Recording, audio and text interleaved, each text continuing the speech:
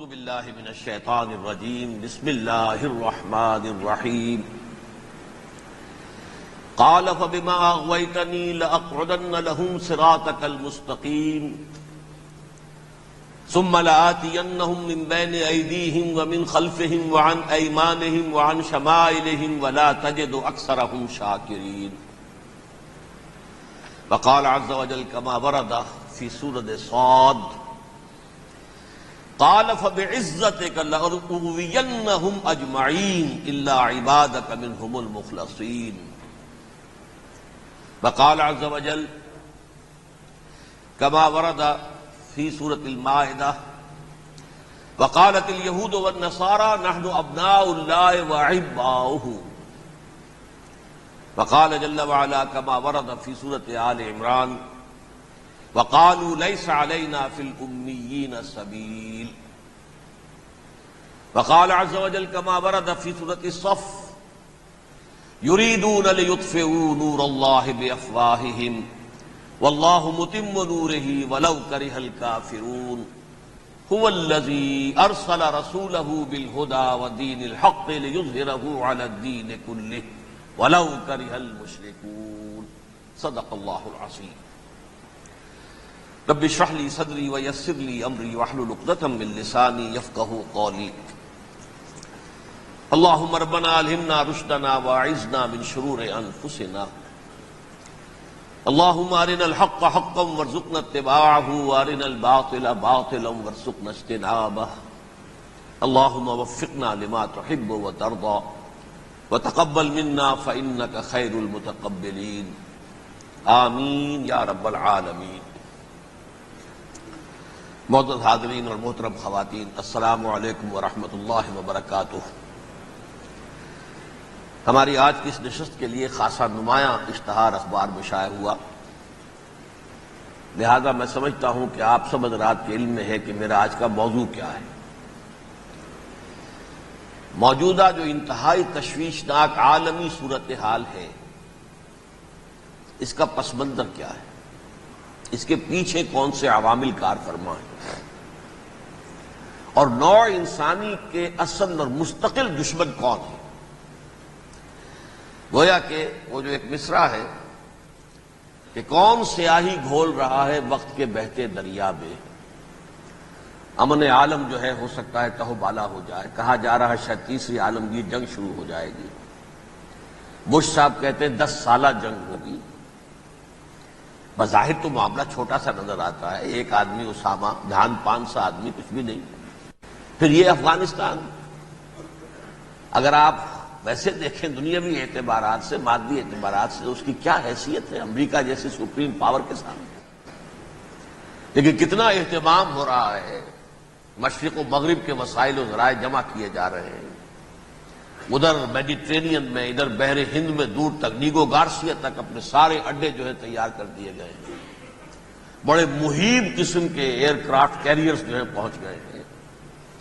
وہ ہوائی جہاز جن کی شکل دیکھ کے دہشت آدمی پہ آ جاتی ہے، ان کے غول کے غول پہنچ گئے ہیں. یہ سب کچھ کیا ہے، کیا ہونے والا ہے، اس کے حوالے سے میں آج آپ کے سامنے اس وقت کا عالم کیا ہے، اس کا پس منظر کیا ہے، پیش منظر کیا ہے، کیا ہونے جا رہا ہے، کیا کچھ ہونے والا ہے، اور پیچھے کون اصل کیریکٹرز ہیں کہ جو کار فرما ہے، میں اس کا آج جائزہ پیش کرنے چلا ہوں. دیکھیں، سب سے پہلی بات، انسانیت کا اور نوع انسانی کا ازلی اور ابدی دشمن وہ ابلیس لعین ہے. یہ چونکہ چیزیں ایسی ہیں کہ جو ما وراء الطبیعات سے متعلق ہیں. ابلیس جن ہے، جن انویزیبل ورلڈ سے تعلق رکھتا ہے، غیر مرئی جو نظر نہیں آتی. فرشتے انویزیبل ورلڈ سے تعلق رکھتے ہیں، غیر مرئی جو نظر نہیں آتی. یہ ہم جو ہے اور یہ حیوانات دنیا میں جو ہے یہ مرئی ہے، ویزیبل. آج کا عام ذہن جو انسان کا بن چکا ہے، سائنٹزم جسے کہا جاتا ہے، سائنسی نقطہ نظر، اس کا عام لوگوں پر بھی اثر یہ ہوا ہے کہ جو انویزیبل ورلڈ ہے اس کی باتوں کی طرف توجہ نہیں کرتے. ہاں عقیدہ تو ہے کہ ہے، جن بھی ہے، فرشتے بھی ہیں، لیکن کوئی ان کی اہمیت ہماری نگاہوں میں نہیں ہے. ساری نگاہیں مرکوز ہے visible world, physical world. Meta physics کا تو مضمون بھی اب سمجھ رہے ہیں کہ ختم کر دینا چاہیے. یونیورسٹیز سے فلسفے کے ڈپارٹمنٹس ختم ہو رہے ہیں. کیا ضرورت ہے اس کی؟ اصل شے یہ دنیا ہے، یہ عالم ہے، یہ کائنات ہے، یہ مادہ ہے، یہ حیات انسانی، حیات دنیاوی ہے. اس پر میرا جو مارکت الارا مضمون تھا 1967 کے جون میں جو چھپا تھا، اسلام کی نشرت ثانیہ کرنے کا اصل کام، کہ جو عہد حاضر کی جو تہذیب ہے اس کے 3 بنیادی اصول کیا ہیں. خدا ہے یا نہیں ہے چھوڑو، اس بحث میں نہ پڑو. کائنات تو ہے نا، مادہ تو ہے نا، روح کوئی شے ہے یا نہیں ہے کیا پتا، کسی نے دیکھی نہیں آج تک. لہذا اس کے بارے میں گفتگو کا فائدہ کیا، وقت کا سیاح. عالم آخرہ کوئی ہے یا نہیں ہے کیا پتا، کس نے آ کے بتایا مرنے کے بعد. لہذا اس بحث میں نہ پڑھو، یہ عالم دنیا تو ہے نا، اٹس ویری مچ پریزنٹ. لہذا ساری توجہ اس پر صرف کرو. تو خدا کے مقابلے میں کائنات پر توجہ، روح کے مقابلے میں مادے اور جسم پر توجہ، حیات اخروی کے مقابلے میں حیات دنیاوی پر توجہ. یہ ہے اصل میں کرکس آف دی میٹر. اس تہذیب جدید کا خلاصہ یہ. اس اعتبار سے میں کہہ رہا ہوں کہ بعض باتیں میری آپ کو ذرا ایسی لگیں گی کہ جو شاید ماحول سے کچھ زیادہ متعلق نہیں، لیکن وہ دین کی بڑی بنیادی بات ہے. دیکھیے اللہ تعالیٰ نے جو مخلوقات پیدا کی ہیں ان میں ایک تقسیم تو ہو سکتی ہے ذی حیات اور بغیر حیات، جاندار چیزیں اور بے جان چیزیں. بے جان چیزیں بے شمار، یہ تمام فلکیات، یہ پوری کائنات، یہ زمین، یہ پہاڑ، یہ شجر و حجر، کیا. لیکن ایک ہے جاندار. ان جانداروں میں ایک تقسیم ہے. 2 کا تعلق غیر مرئی دنیا سے ہے، انویزیبل ورلڈ سے. فرشتے جو دکھائی نہیں دیتے، ان کی پیدائش ہوئی ہے نور سے. دوسرے جنات جو انسانوں سے پہلے پیدا کیے گئے، آدم سے پہلے. وَالْجَانَّ خَلَقْنَاهُ مِن قَبْلُ مِن نَارِ السَّمُومِ. جنات کو تو ہم بہت پہلے پیدا کر چکے تھے آگ کی لو سے، وہ بھی نظر نہیں آتے. تیسرے انسان اور اس دنیا میں جتنے بھی حیوانات ہیں، ان کا جو مادہ ہے وہ ارض، یہ زمین ہے. یہ مٹی سے بنے،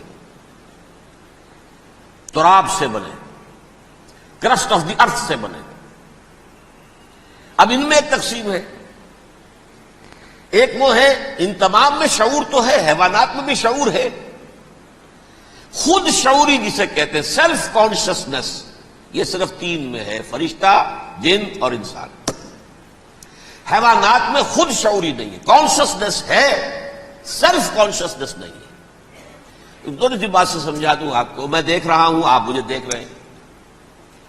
کتا بھی کوئی یہاں ہوتا تو مجھے دیکھ رہا ہوتا، لیکن کتے کو مجھے دیکھتے ہوئے یہ احساس نہیں ہوتا کہ میں دیکھ رہا ہوں. یعنی کتے کو یہ احساس نہیں ہوتا کہ وہ دیکھ رہا ہے مجھے. دیکھ تو رہا ہے، اس کو میں کا احساس نہیں ہے کچھ. میں جب دیکھ رہا ہوں تو میں سمجھتا ہوں میں دیکھ رہا ہوں، میں ہوں کوئی شے جو دیکھ رہا ہوں. یہ خود شعوری ہے، سیلف کانشسنس. کسی بھی کام کو کرتے ہوئے اپنے وجود کا احساس، میرا فیصلہ ہے، میری رائے ہے.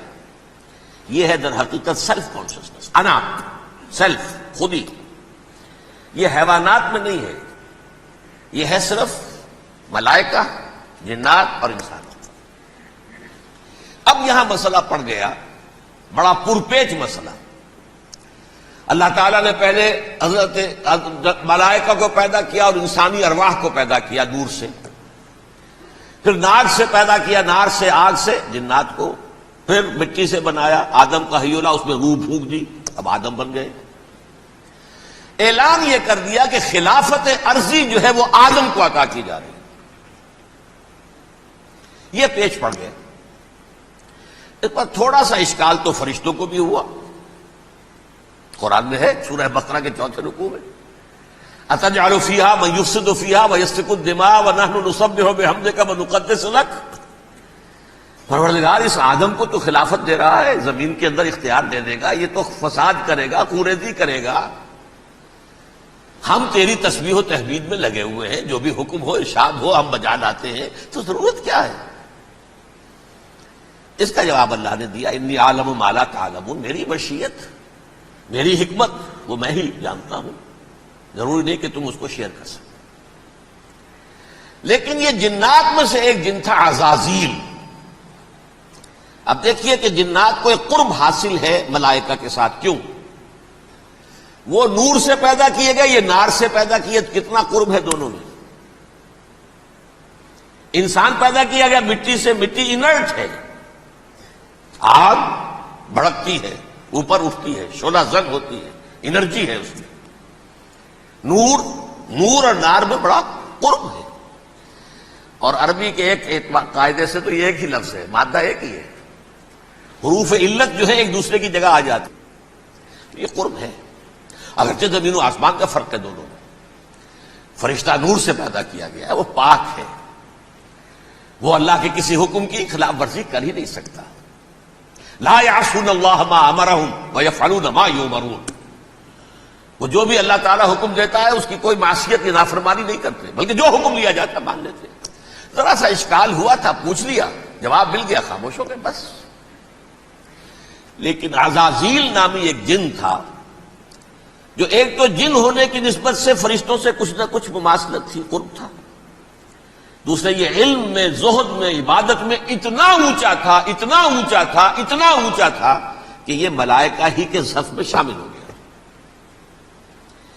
اس نے علم بغاوت بلند کر دیا۔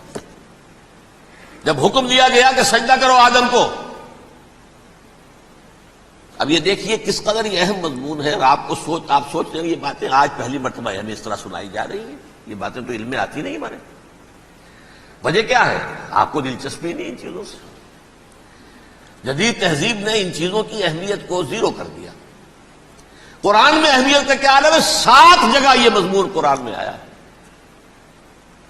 کہ فرشتوں کو ہم نے حکم دیا سجدہ کرو آدم کو، سب نے سجدہ کیا۔